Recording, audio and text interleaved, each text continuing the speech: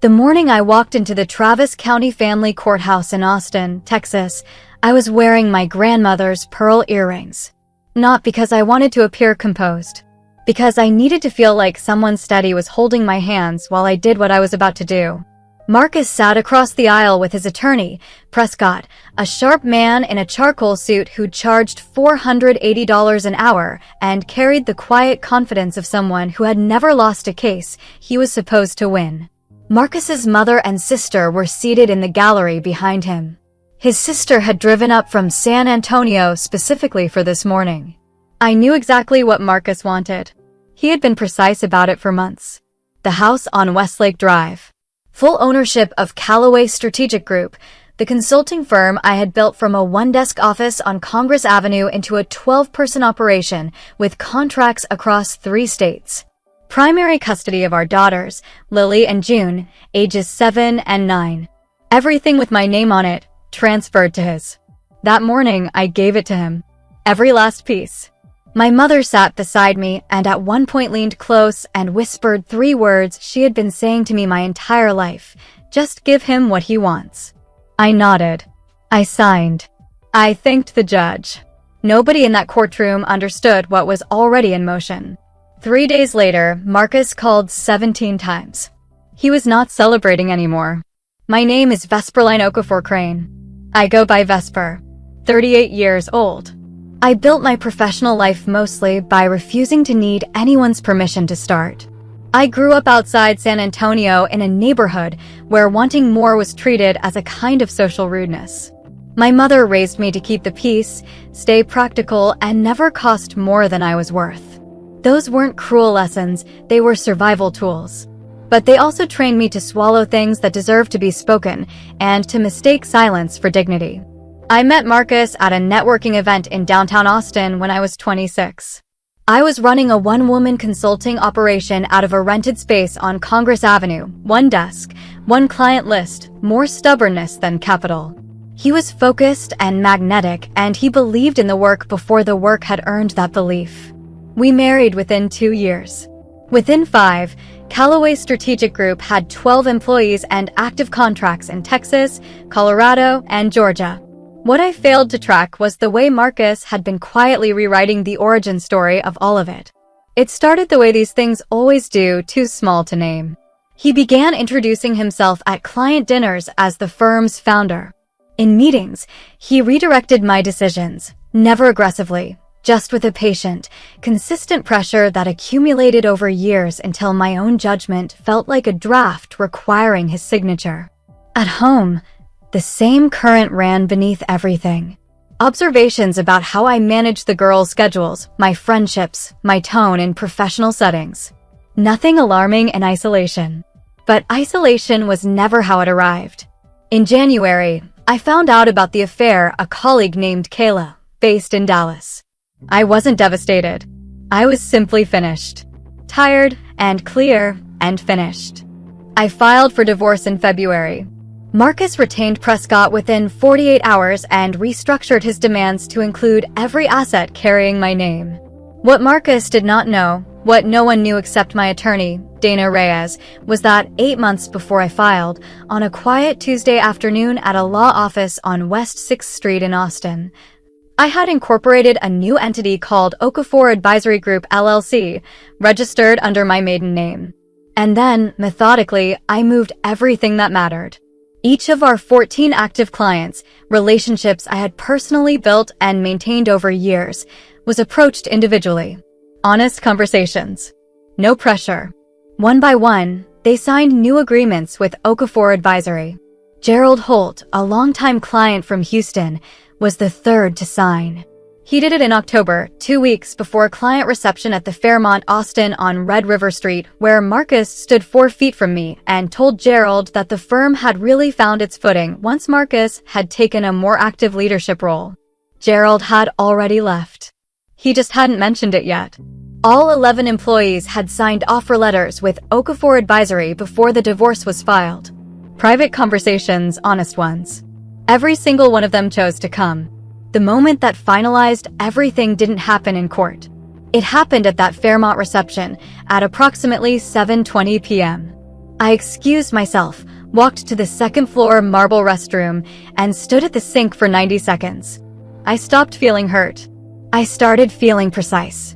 9 months before the hearing, I had opened a home equity line of credit on the Westlake Drive property as co-owner, fully legal, fully within my rights. I drew $162,000 in 2 clean installments and transferred it into Okafor Advisory's operating account. Dated. Documented. Filed correctly. Marcus had spent so much energy accumulating what he wanted that he never once examined the condition of what he already had. The hearing lasted 38 minutes. I sat beside Dana, agreed to Prescott's terms, signed where indicated, thanked the judge, and walked out. My mother called it brave. Marcus's sister exhaled visibly with relief. Prescott looked like a man who had already moved on to his next case. I drove back to my apartment in South Austin, made a pot of coffee, and called Dana. Done, I said. The Okafor transfer confirmations all processed this morning, she said. Everything is dated correctly. Everything is clean.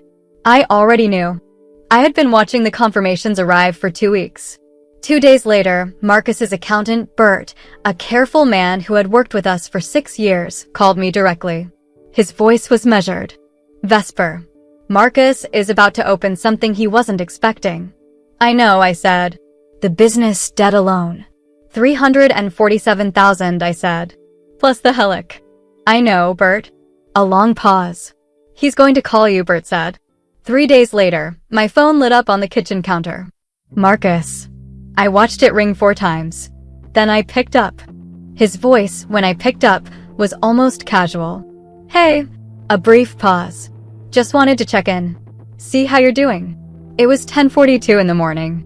He was calling to read the temperature, to see if I was angry, wounded, or ready to negotiate something he could use. He still didn't know. He was still inside the version of events where he had one. I'm fine, Marcus, I said. You? Yeah, fine. Another pause. Girls okay? They're great. Enjoy your week with them. We said goodbye. I set the phone down and finished my coffee. That wouldn't last past Wednesday. Wednesday morning, 9:14 a.m. My phone buzzed. A text from Priya, my former office manager, 12-year employee, first person to sign her Okafor Advisory offer letter back in August. He's here. Standing outside the Lavaca Street door. None of the key fobs are working. Been there about 15 minutes. I replied, is he calling anyone? Just got his phone out. My phone rang 40 seconds later. The office system isn't recognizing my credentials, Marcus said. The casualness was completely gone. In its place was something careful and pressurized, the voice of a man working very hard to sound unhurried. You'll want to speak with Prescott about that, I said. Vesper. Everything was processed through the attorneys. Prescott has all the documentation. I paused. I hope the rest of your morning goes well. I ended the call. Priya texted 3 minutes later. He's still outside. He called someone. He doesn't look good. By 11 a.m., Gerald Holt had texted me from Houston. Your ex just called my direct line.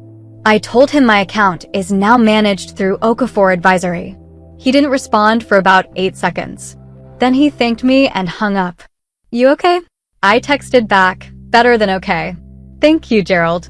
I knew exactly what Marcus was doing. He was working through the client list one call at a time, and one at a time he was receiving the same answer. Some of them would be polite about it. Some brief. All of them had already moved. By early afternoon, Prescott had called Dana. Dana called me immediately. He wants to know how the contract's transferred, she said. Legally, I said. Tell him to pull the Okafor Advisory LLC filing date and cross-reference it with each client agreement. Everything is time-stamped and documented. A brief pause on her end. He's not handling this well. I imagine not, I said. At 6:48 p.m., Marcus's sister Renata called my cell. I let it ring twice. Then I picked up. Vesper. Her voice was tight and high. What did you do to him? I protected my assets, I said. Legally and correctly. He has nothing. He has Callaway Strategic Group, I said calmly. The name, the office lease on Lavaca Street, the SBA loan, the vendor contracts. Everything he stood in that courtroom and demanded. I gave him exactly what he asked for. Silence. You planned this, she said. I prepared, I said. There's a difference. She hung up without responding. I set the phone on the counter, poured a glass of water, and stood at the kitchen window. The Austin skyline was fully dark by then, the light grid of downtown pressing quietly against the night sky above the Colorado River. I felt nothing except still. He came to me 3 weeks later. We met at a coffee shop on Barton Springs Road on a gray November morning. I arrived first. Black coffee. A manila folder. I was already seated when he walked in through the glass door. He looked like a man who hadn't been sleeping in a while. He sat down across from me and looked at the folder the way people look at things they already know the contents of but aren't ready to confirm. Is that? A custody modification agreement, I said. Dana drafted it. It returns primary physical custody to me, maintains your scheduled visitation every other weekend, and adjusts the financial arrangement to reflect current circumstances. I kept my voice level and without edge. It's fair. I made sure of that. He opened it. Read through it slowly, page by page. You planned all of this, he said quietly. It wasn't accusatory. It was the voice of a man finally identifying the shape of something he had been standing inside of without understanding it. I protected myself, I said. 8 months before I filed, I incorporated Okafor Advisory under my maiden name. I migrated the client relationships I had built over 11 years, the employees I had hired, the operating capital I had generated. I set both hands flat on the table. Every document is dated. Every transfer was legal. Prescott can verify all of it anytime he wants. Marcus looked at the table. The house has a helic I opened 9 months ago as co-owner. Also legal. Also dated. A long silence settled between us. What do you want? He finally asked. My daughters, I said. That's it. That's all I have ever wanted. He signed the modification 4 days later. Lily and June came home on a Sunday afternoon. Overnight bags, school backpacks, and the kind of bright, loud, specific energy I had been aching for every single day since the hearing. Lily wanted pancakes immediately. June had lost a tooth and needed to narrate every detail of the event in full sequential order before anything else in the house could proceed. I made the pancakes. I listened to every word. Okafor Advisory Group closed its first full quarter at 23% above the previous year's equivalent Callaway strategic revenue. By January, I had hired 2 new consultants, both referred by Gerald Holt. Some mornings I drive to the office through the domain on North Mopac as the sun comes up over the hills west of Austin, and I think about the woman who stood at a marble sink in the Fairmont and gave herself 90 seconds to get completely still. She already knew what she was doing. She just needed the moment to pass before she could do it. I don't carry anger about any of it. Anger is expensive, and I learned a long time ago to spend carefully. What I carry is the quiet, solid knowledge that the most powerful thing I ever did was let someone believe they had won and use that belief to walk cleanly out of a life that had stopped belonging to me. Nobody took anything from me. I had already moved it. Some doors don't need to be slammed. They just need to be closed from the outside, gently, with the lock turned. That's all I did. I know I'm not the only one who has ever been told to go small, stay quiet, and hand over what they built. If that's you right now, I want you to hear this clearly. Silence is not surrender. Patience is not weakness. And sometimes the most devastating thing you can do is simply let them have exactly what they asked for. What would you have done in that courtroom? Leave it in the comments. I read every single one.